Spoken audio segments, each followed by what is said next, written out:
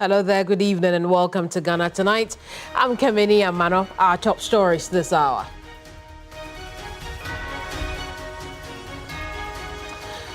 President Mahama says his government has a plan to eliminate no-bed syndrome, which continues to put patients' lives at severe risk.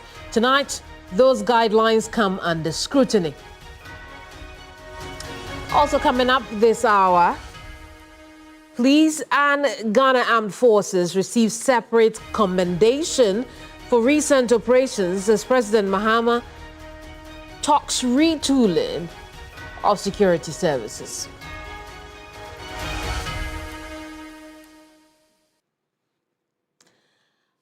Also coming up, government to shift focus to basic education amid plans to improve the teaching and learning process across all levels of education.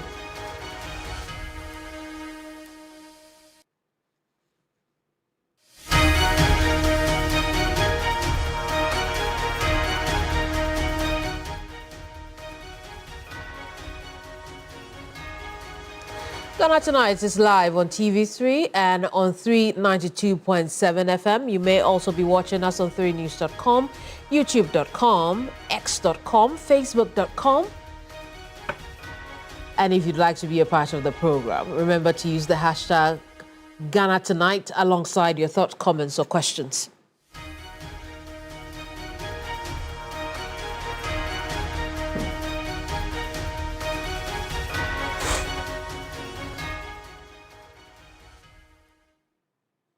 Let's get the show rolling with Ghana Brief.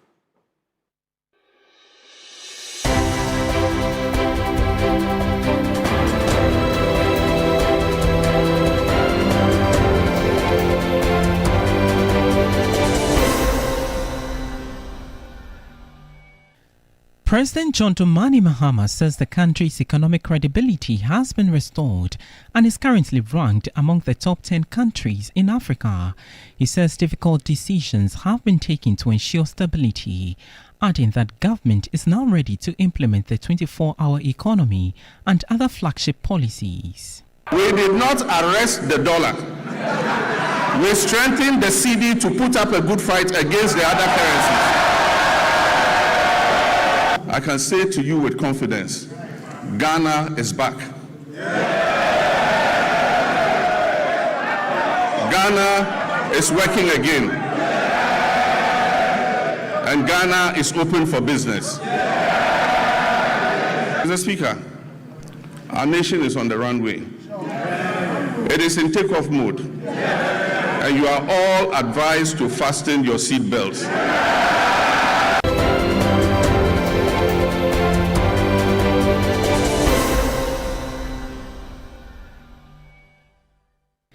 The family of 29-year-old Charles Emisa, the hit-and-run victim who was turned away by 3 hospitals, says their grief must not be in vain as they look to action following his burial. Relatives say they are hopeful the growing national attention will help end the no-bed syndrome in the healthcare system. We are hoping that the government has heard our cry, has heard the cry of the people, and they'll be able to meet in Parliament and be able to pass an emergency care bill that will put some fear, how to put sympathy and everything in our health workers. We want him to be remembered as the one who ended a no-bed syndrome in this country.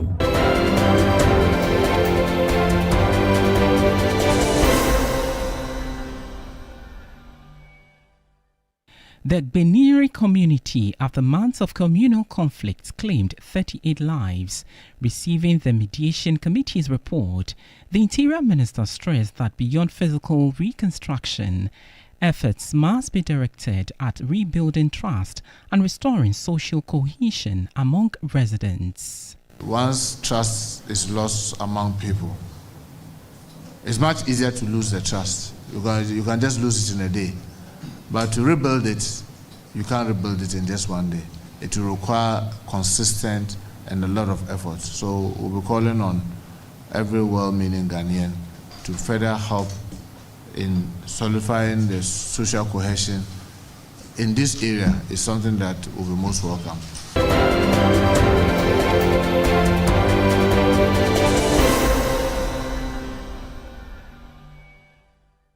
The Chief Executive Officer of the Ghana Railways Development Authority, Dr. Frederick Apple, in advocating a measure between his outfit and the Ghana Railway Company Limited, describing the current two-entity structure as unsustainable.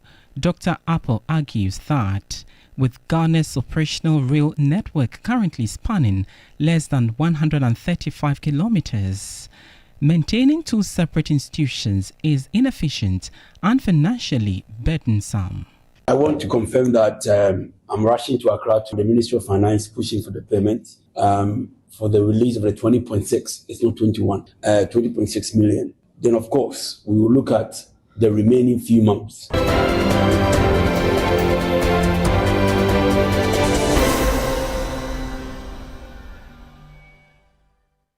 President John Dramani Mahama has urged supporters and individuals who are interested in going to North America for the 2026 World Cup to return after the tournament. Mahama is hoping the tournament, which will be hosted in Mexico, USA and Canada, will not carry the same fate as previous competitions where supporters overstay their visas.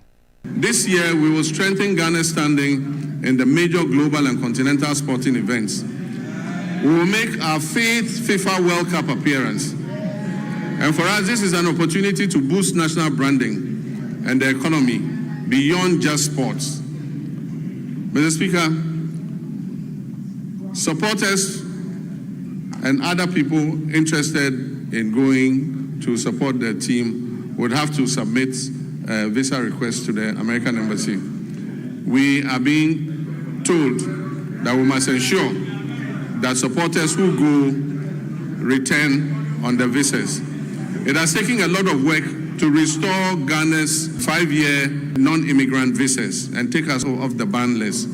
It is my hope that this event will not send thousands of Ghanaians to America and get us back on the ban list.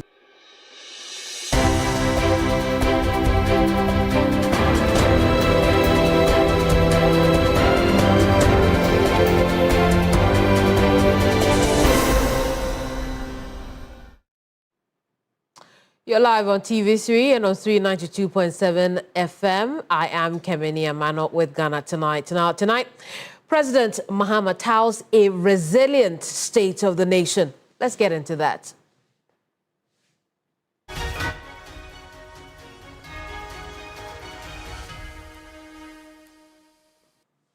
Among reasons for this resilience, the president points to restoration of the country's economic credibility. Ghana now ranking top 10 countries in Africa. President Mahama says difficult decisions have had to be taken to ensure this stability, adding that government is now ready to implement the 24-hour economy and other flagship policies. He also tackles government's cocoa price reduction. Take a listen. We did not arrest the dollar. We strengthened the cedi to put up a good fight against the other currencies. I can say to you with confidence, Ghana is back. Ghana is working again. And Ghana is open for business. Mr. Speaker, our nation is on the runway. It is in takeoff mode. And you are all advised to fasten your seat belts. We have had to take the painful but necessary decision to revise the producer price of cocoa to achieve competitive pricing and resolve the acute liquidity challenges in the sector. Mr. Speaker, failure to do this as others did and left a debt of 32 billion for this government to pay. Failure to do this would have meant borrowing billions in borrowed funds. Mr. Speaker, this unplanned expenditure would have taken us right back to the very devastating economic problem we have only recently begun to escape. So, Mr. Speaker, while fully understanding the concerns and protests of our farmers, I can firmly assure them that the reforms announced by government will see a total transformation of the cocoa sector. And it will guarantee them a fair and transparent price that enables them to meet the cost of producing the commodity and making decent margins. Mr. Speaker, the difference between economic hardship and avoiding the same is the exercise of sound economic judgment. And I'm determined to take decisions that ensure our collective well-being and avoid the suffering of all our citizens. These are difficult decisions to take, but Mr. Speaker, I had to take them. Now, in his version of the State of the Nation, Minority Leader Alexander Apenyo-Makin flagged the government over its failures. Let me thank you for the opportunity and thank Mr. President for living up to this constitutional obligation. But Mr. Speaker, what the President failed to tell the people of Ghana is that 1 year in government, he's still acting with slogans, no action. Mr. Speaker, electricity tariffs have skyrocketed and Ghanaians cannot afford electricity. We have thousands of Ghanaian youths who are, Mr. Speaker, can they be quiet and listen? Because if they misconduct themselves, we'll do the same thing to their leader. Keep quiet. They can't take away my time. If you don't keep quiet and listen to me, your leader cannot speak. If you don't know, I'm telling you. Mr. Speaker, thousands of Ghanaian youths were dismissed through a letter by the Chief of Staff. It's part of the State of the Nation. Mr. Speaker, as we speak, there is a scandal looming.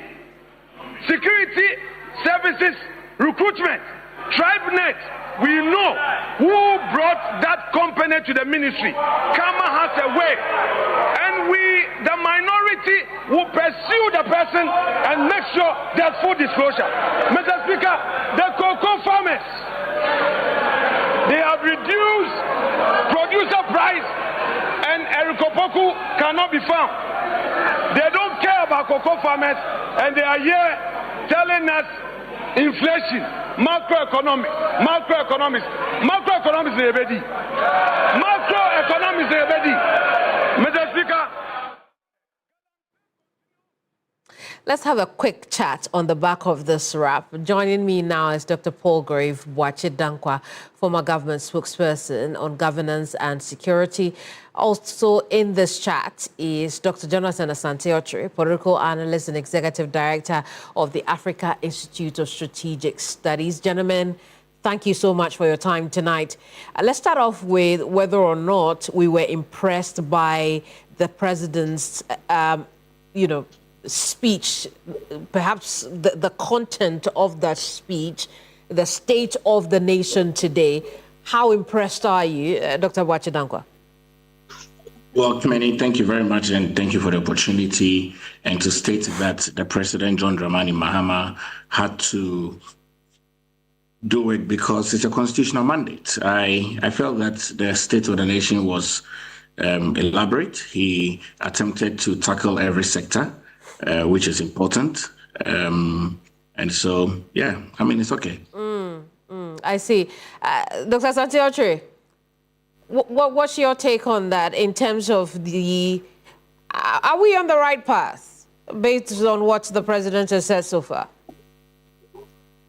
Yeah, let me say good evening to your viewers, your good self, and then Dr. Paulgrave. I think what the president said is quite impressive. The point ought to be made that the key word that he used, that in actual fact fascinated me, is leadership. Leadership. The word leadership that he used in the beginning of his statement or his address was quite impressive. And it led us through a flawless speech in which you could imagine the body language. He exuded that kind of confidence in the way and manner he delivered the speech. And he did not in any way consider the disruptiveness that the minority brought, as he delivered. There were disruptions?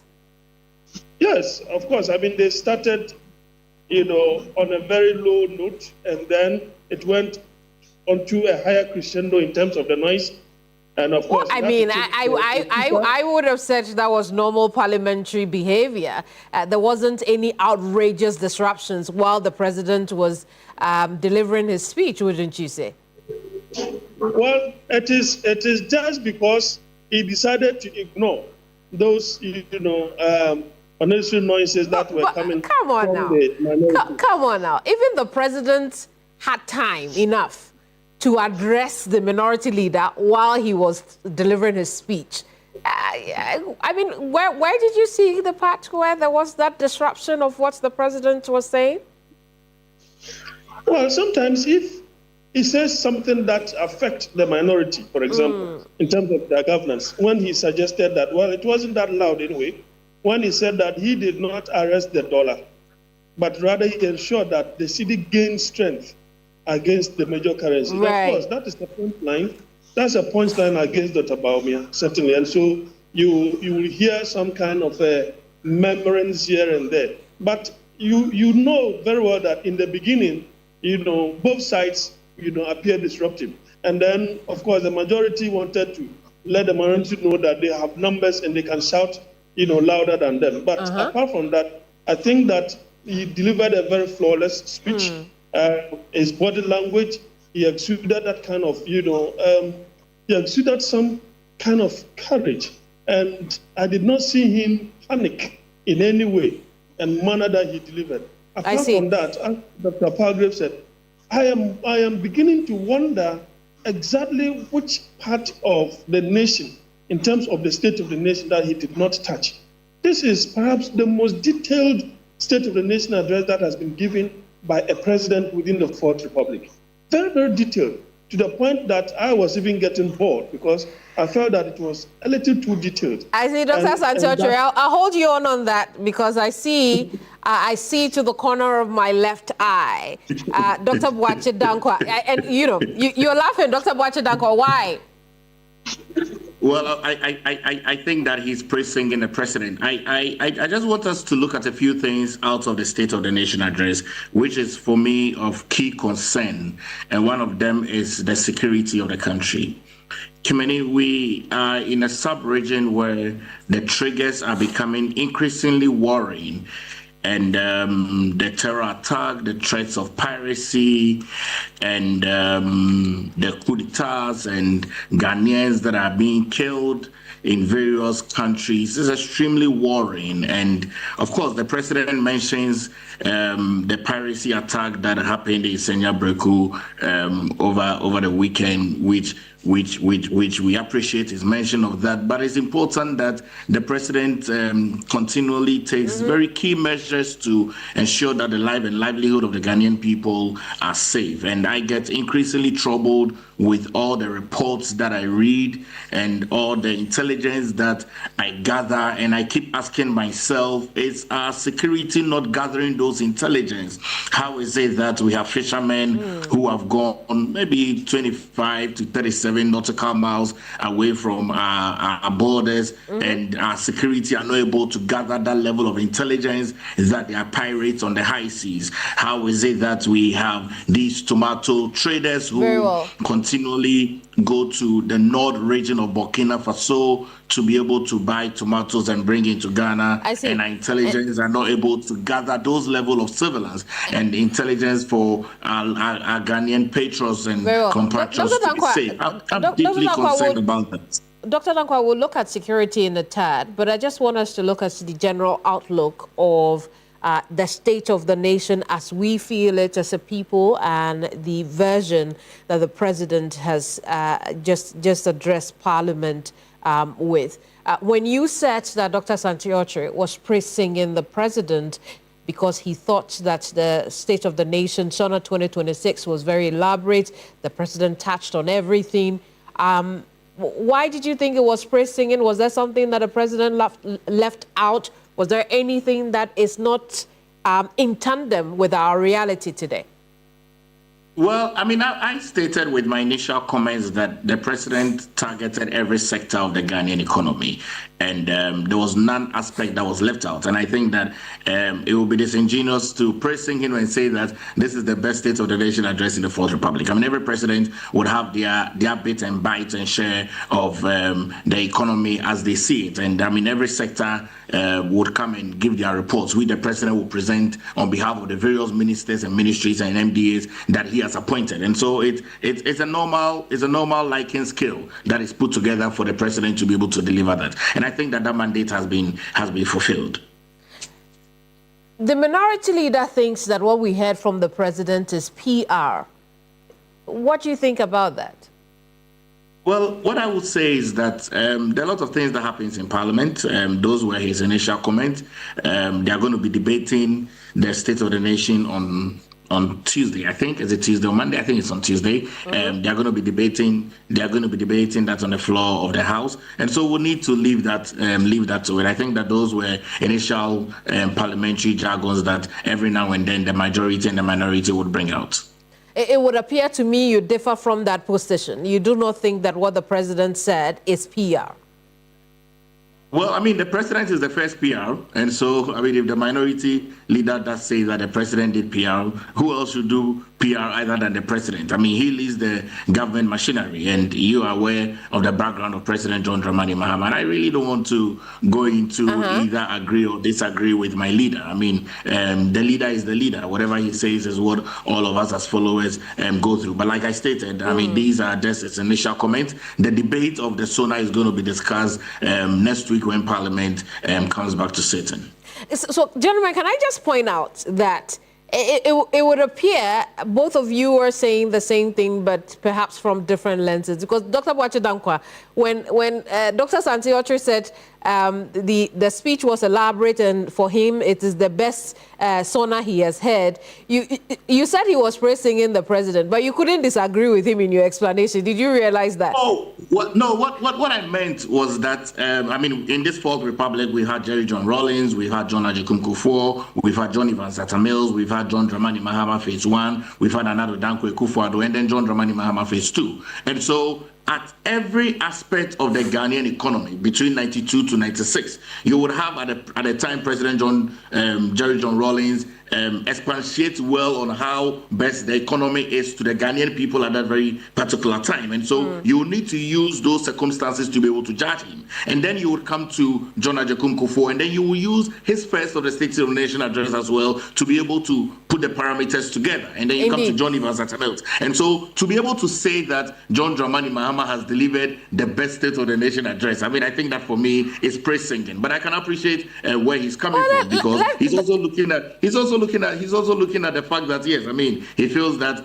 John, but I mean, it's not something that I would let's agree to disagree on that. Let's agree to disagree on that.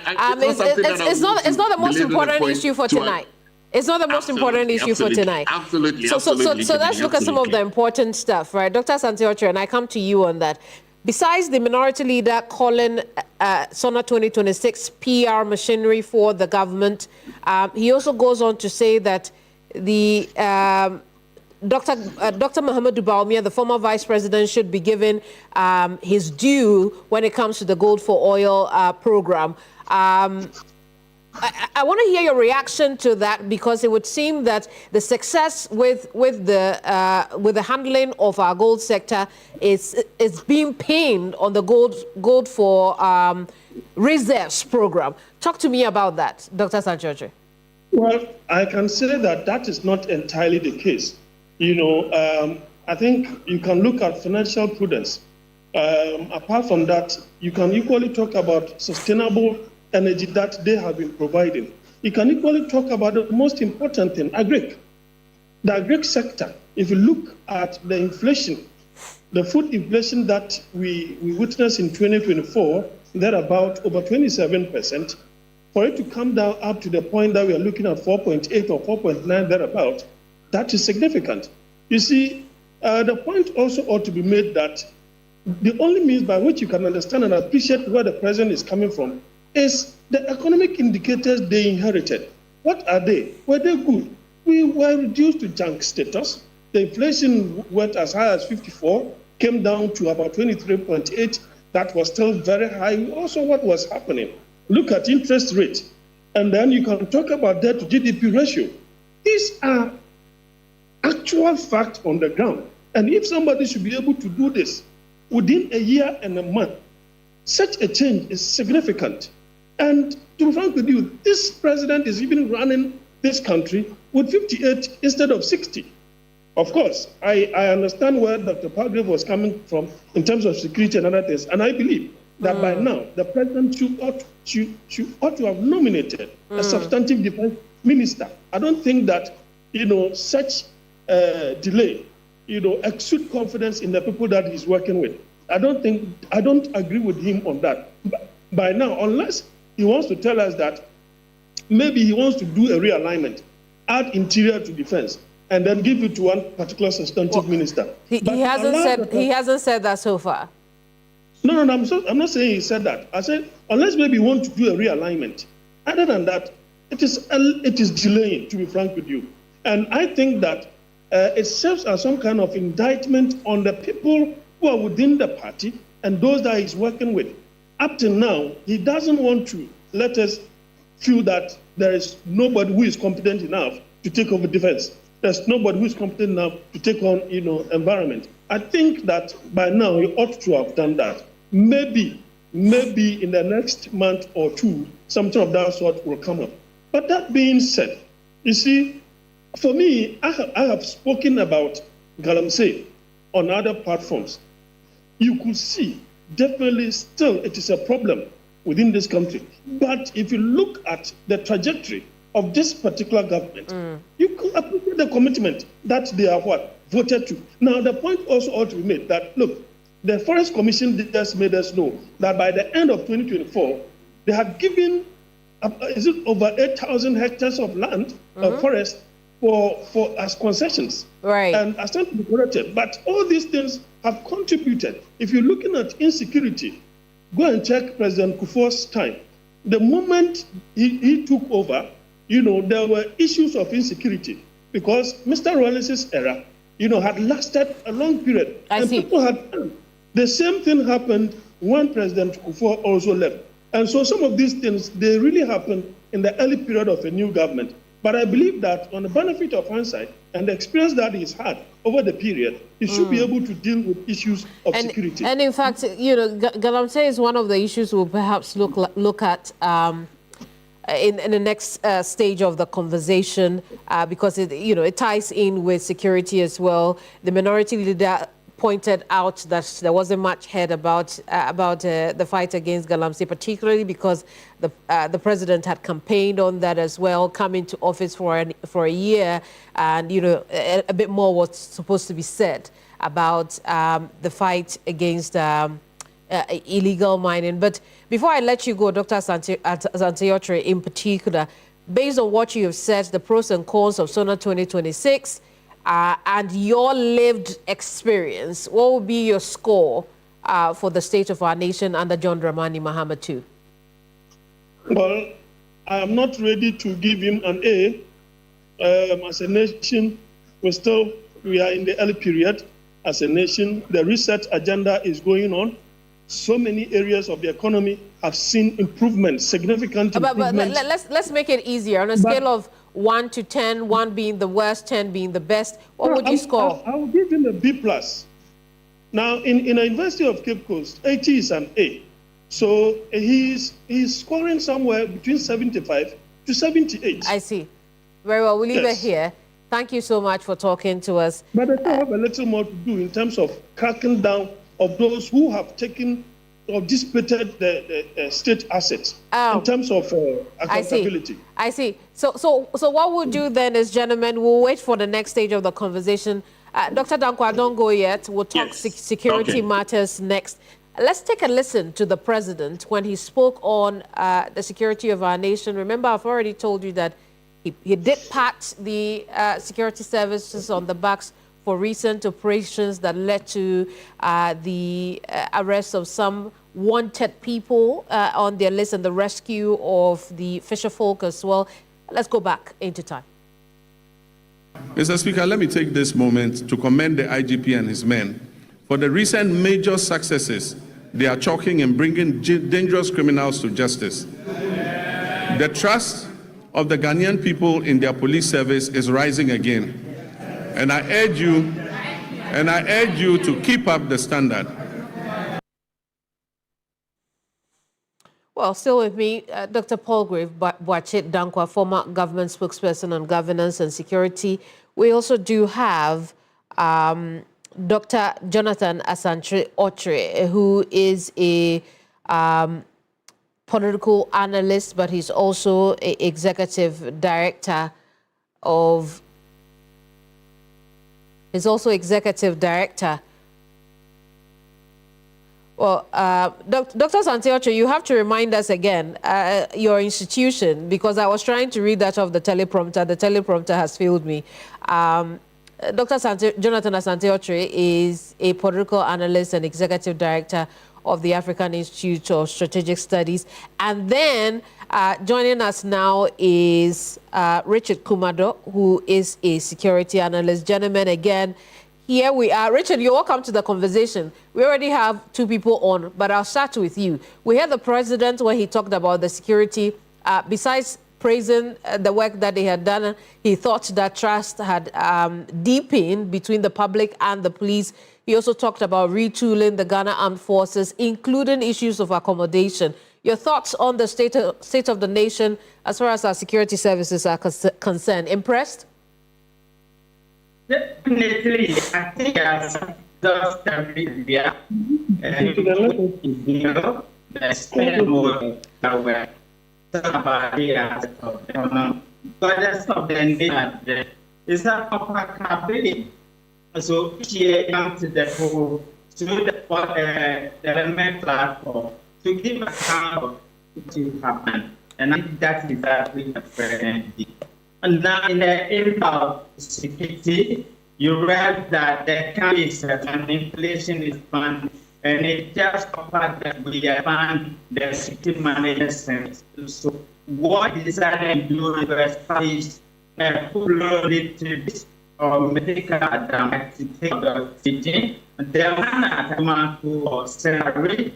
Just they were told that they were to be for this without house the one. So generally speaking, so military or military capacity, you have mass to now have always the and he has extensively did that because of the issues of hiring that having. And therefore, Richard, then said the fact that I see. Richard, I'm afraid I've had to cut in your submission because we are having challenges with your audio. The connection is very choppy. What we'll do is we will take you off and reconnect.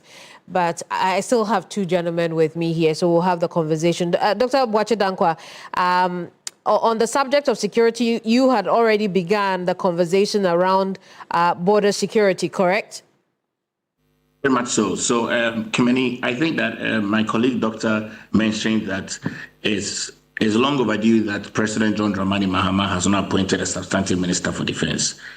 And I want to ask the president, what information is he aware of that the entire Ghanaian people are not aware of that is preventing him from appointing a substantive minister for defense? is so troubling. It exposes us to a lot of risk, and the indicators are so clear and so wide. I think that sometime all throughout 2025, I brought out a data of the level of incidents that have happened and occurred and triggers that have occurred across the length and breadth of the country. Dotted incidents across the length of the breadth of the country, from Greater Accra to Ashanti region to Bono to Northern region to Upper East to Upper West. Dotted incidents all across board. And I mean, look at it. We have an incidents on the land, we have an incidents on our maritime, and it's clearly an indication that the president must be in a hurry to appoint a substantive minister for defense. I thought that this was going to be an opportunity for him to highlight it at the tail end of his State of the Nation address, that Mr. Speaker, my cabinet have considered a nominee for the State of the for Minister for Defense, and the name would be submitted to you for the appointment committee to vet the person so that individual can start his work. And I'm still in awe that the president has still not appointed and given us a name. But you see, there are a few things that we must be able to advise the government, and I would like to put that out very clearly. Kimani, where we find ourselves, and especially with the countries that are bordered to us, it is important that we take our security and intelligence gathering very, very seriously. There is no way we can be able to combat the threats of terrorism if we do not take our security and intelligence gathering seriously. It's also important that in taking our security very seriously, we also look at the risk that is involved in terms of the livelihood risk and also enforcement gap. There's a lot of enforcement gap that we are receiving some signals from, and intelligence must be a priority. Okay, there are a lot of escalating risks that we keep picking up from our neighboring countries. There are high levels of some arsenals that are coming in, and I'm very certain that these are issues that a president should be aware of. If you look at all the issues that have happened from our traders, you look at escalating food insecurity that is coming up, you look at illegal mining and the threats to our ecosystem, you rate in all of those incidents. And I mean, I think that, look, this could have been a very nice State of the Nation address to have ended it with the president saying, look, it takes 9 months for you to have 1 year in prison. In the security sector, a vacuum of almost 7 months is long overdue. The president did mention that Ghana is going to be 69 years. Are we going to be celebrating independence anniversary without a substantive minister for defense? Wherein lies our sovereignty? I had suggested that the President John Dramani Mahama, there was no constitutional limitations for him to have said that he was standing in as a substantive minister for defense. He himself, as the commander-in-chief of the Ghana Armed Forces, it would have settled all other arguments because he had opportunity to do that.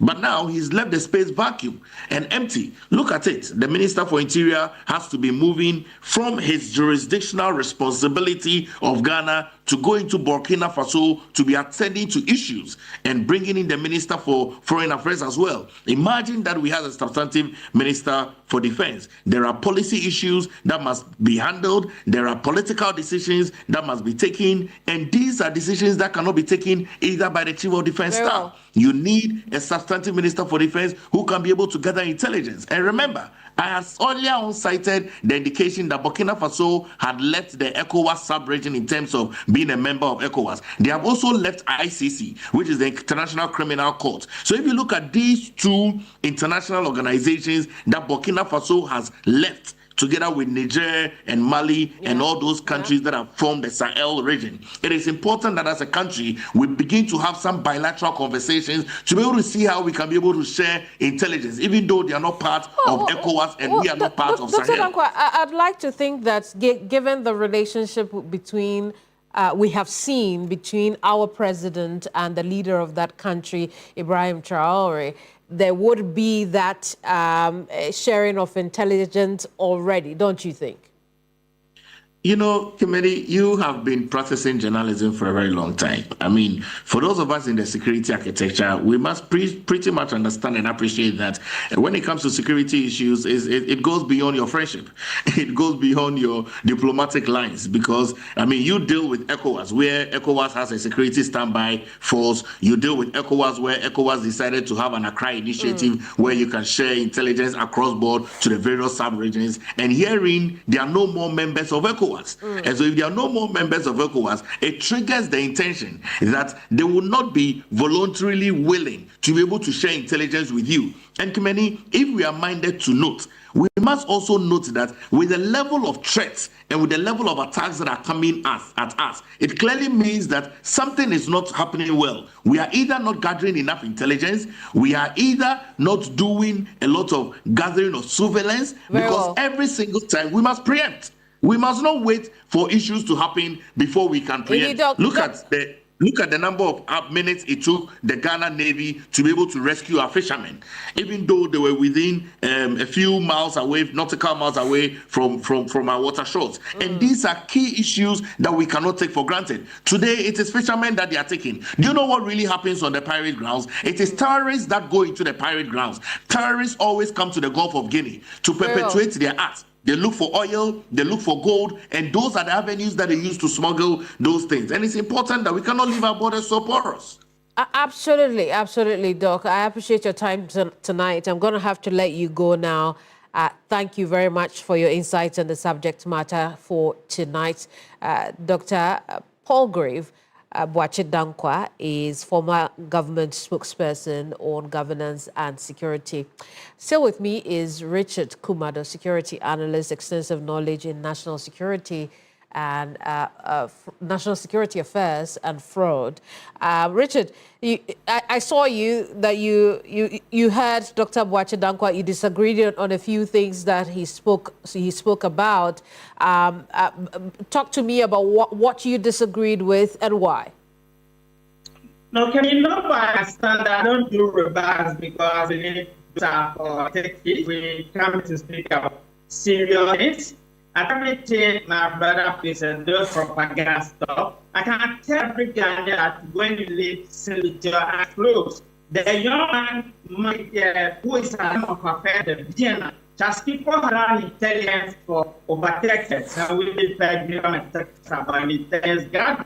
I have 3 days experience security intelligence. Yeah, when you're talking about CDS, that is experience, sir. You're the president. Applauding IG when he became another. When his gang was power, for the military of this country, please some level of humanity, play with issues. People are talking about Burkina Faso. It's not forgetting that Gabate has been pointed at now for Burkina Faso. When it comes to security intelligence and national freedom, who is the enemy? Who is the defender of liberty? This is on us. We are elected after this within, and we are everything to go to ensure that national security guarantees are achieved, security insurances provided in terms, public challenges are addressed, and security intelligence effectiveness made available for national decision policymakers to be decision. Can you be clear this one? We are talking about Minister for Defense. Do you know that all activities of the military end up as chief of the staff, and when the military needs something, the executive secretary or the chief of staff in chief of defense have right to the ministry material, the left forward there to the chief of staff office of the president. When the returning comes through the assembly, it's only when the military needs ability to present him. That is when you ask politicians to come. Is the minister for India, all the minister for national security, and this folks information about Muta have not forgotten that it was the people that come there. Richard, I feel terrible. I feel terrible about doing this, but I still cannot hear you. I cannot hear a full sentence. You say the audio is very muffled, and I apologize. We'll have to end our conversation, unfortunately. I allowed it to go on hoping that I could hear you, but obviously you have concerns around the criticism with the president's inability to appoint a substantive defense minister as of now. This is something we should continue tomorrow. Key Points Weekend Central throughout our news broadcast for the rest of the weekend. Right now, however, I want us to take a break. When we come back, let's talk health, let's talk education, because important issues were raised there as well. I'll be right back.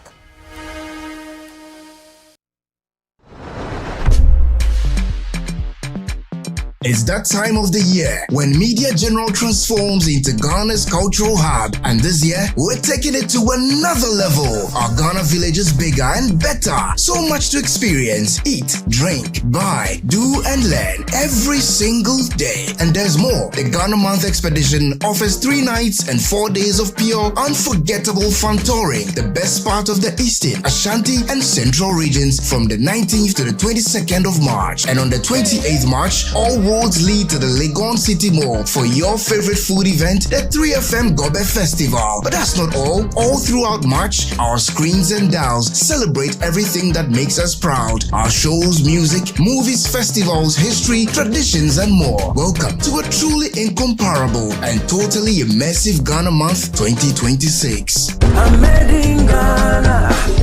Ghana Month launches on all Media General platforms on Monday, 2nd March 2026 at 10 a.m.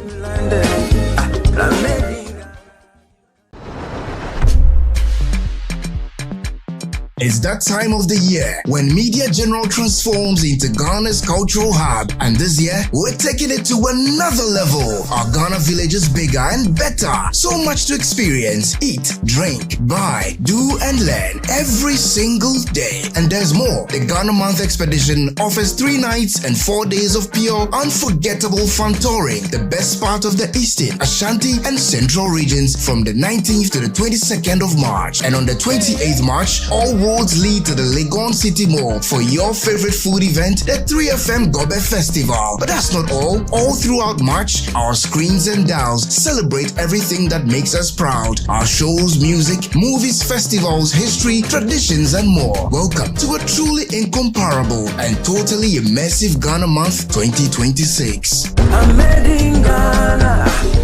Ghana Month launches on all Media General platforms on Monday, 2nd March 2026 at 10 a.m.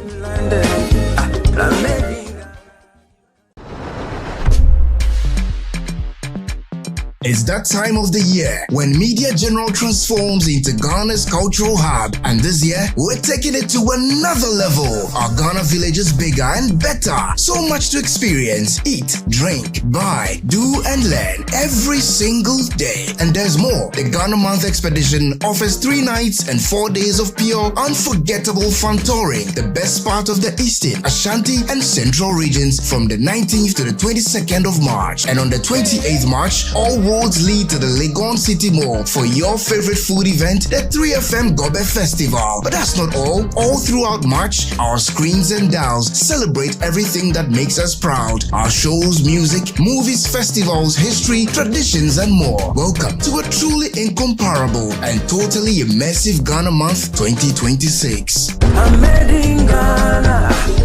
Ghana Month launches on all Media General platforms on Monday, 2nd March 2026 at 10 a.m.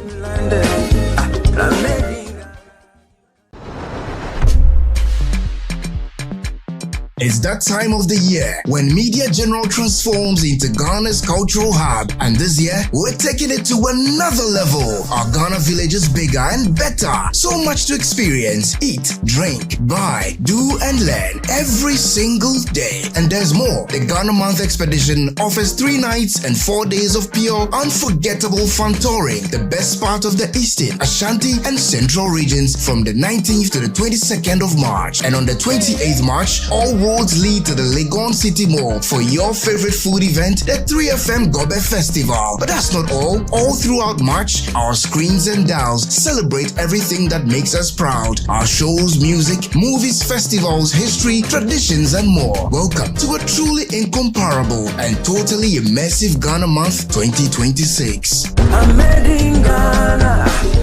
Ghana Month launches on all media general platforms on Monday, 2nd March 2026 at 10 a.m.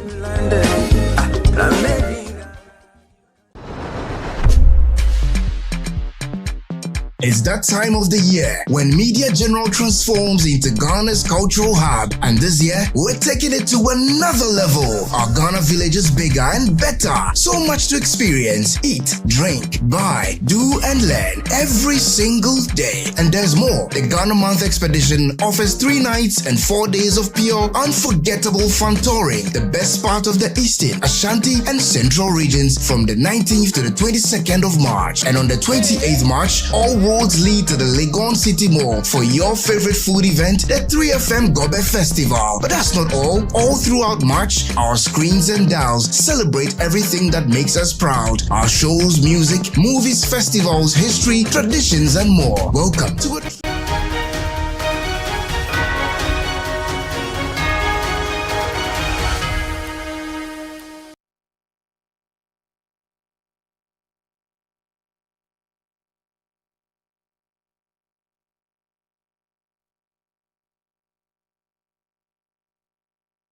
Oh, welcome back. It's still Ghana Tonight here on TV3 and on 392.7 FM. Now, President Mahama says no bed excuse is not enough to turn people away from health facilities. Hence, the warning to health workers. The president's comment during the State of the Nation address comes after the death of Charles Emisa, who was denied treatment by 3 public hospitals over no bed claims. Take a listen.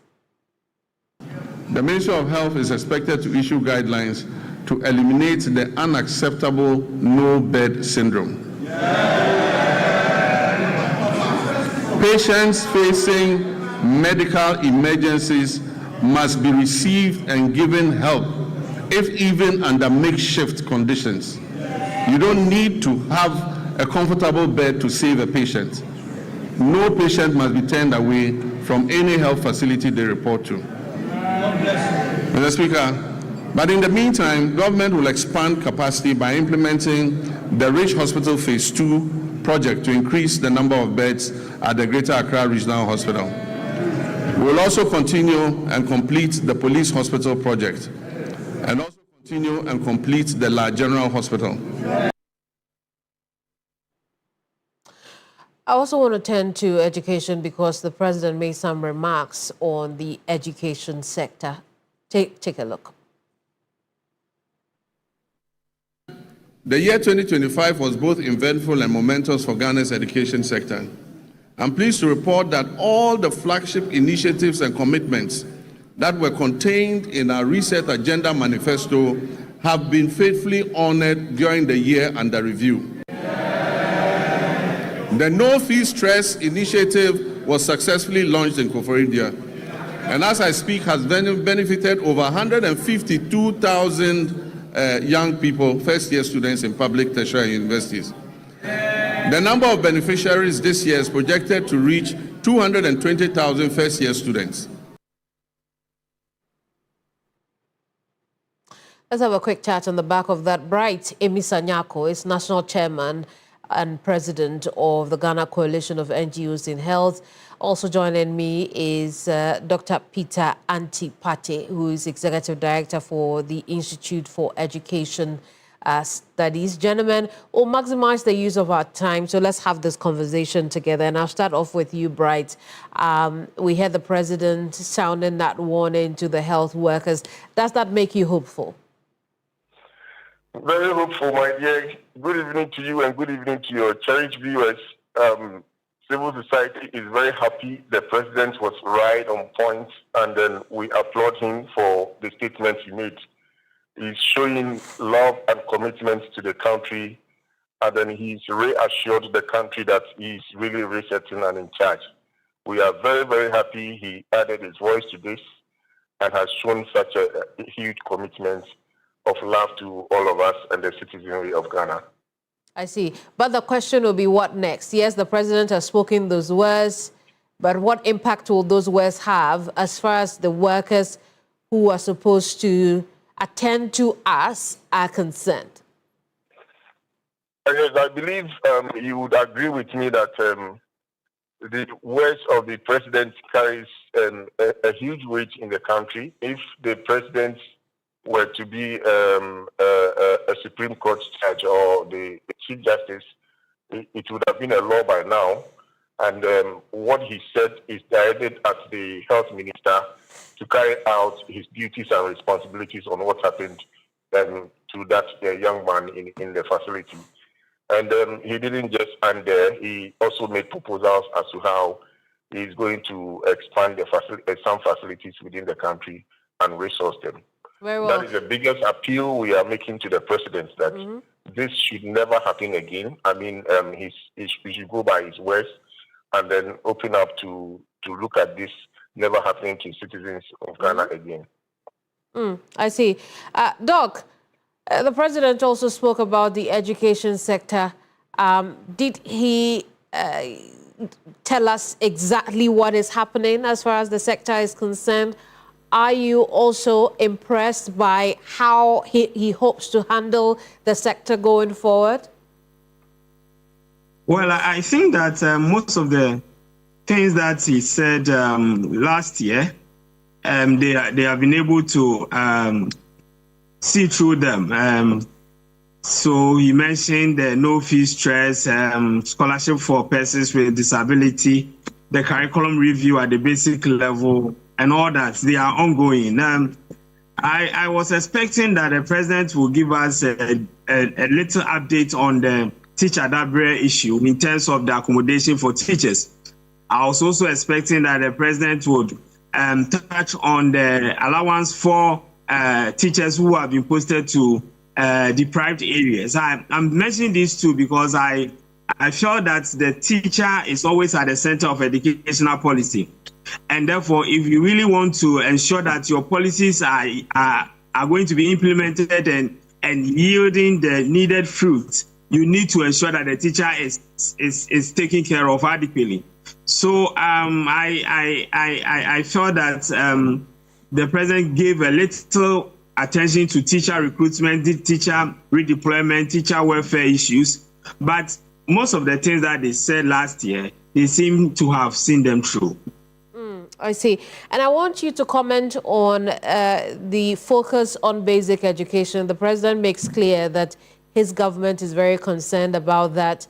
And so they are paying attention to reforms and an overhaul of sort of our basic education in this country. One of the things they hope to do is to clear schools under trees as well. He says some 200 classrooms will be built across the country.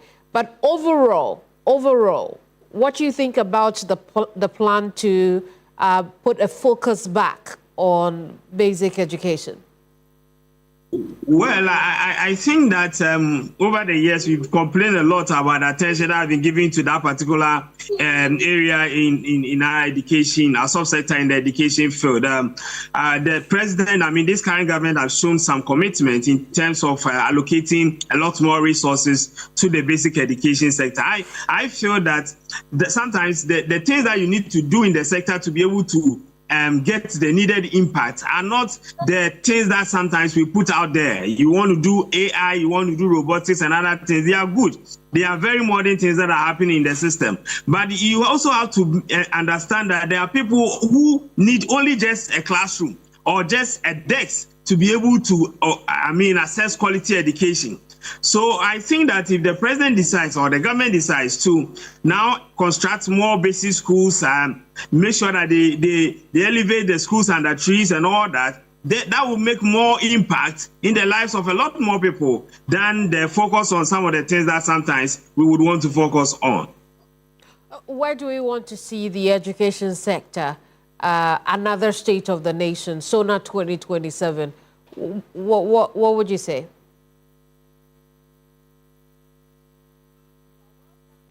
Sorry, please, can you come again? I'm saying that where do we want to see the education sector by SONA 2027? Well, I think that I want to see the education sector where the teacher is well empowered and well catered for.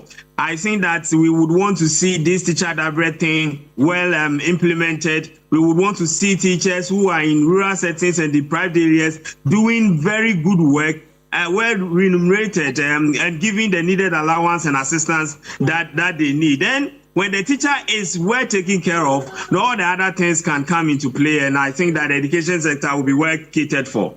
Right, I'll give you the same time. Over the next year, what are the key important things that you expect this government to tackle in the health sector that perhaps were not mentioned at SONA 2026? Yes, thank you very much. So we also were of the view that the president would have stressed on the Agenda 111, and even the 10 that he mentioned last year would have seen some improvement on that, where it's gotten to. We were also looking forward to hear something on the payment of co-financing components or counterpart funding of government to the various donor programs, Global Fund, Gavi, and the rest. And then we were also looking at how the president would also improve on health facilities in general, the existing ones, and then and that. But we got to hear he's adding a lot of things to the scorecard, which we will judge him in future about, where he talks about building new facilities in the regions and then expanding RAGE and the others which exist.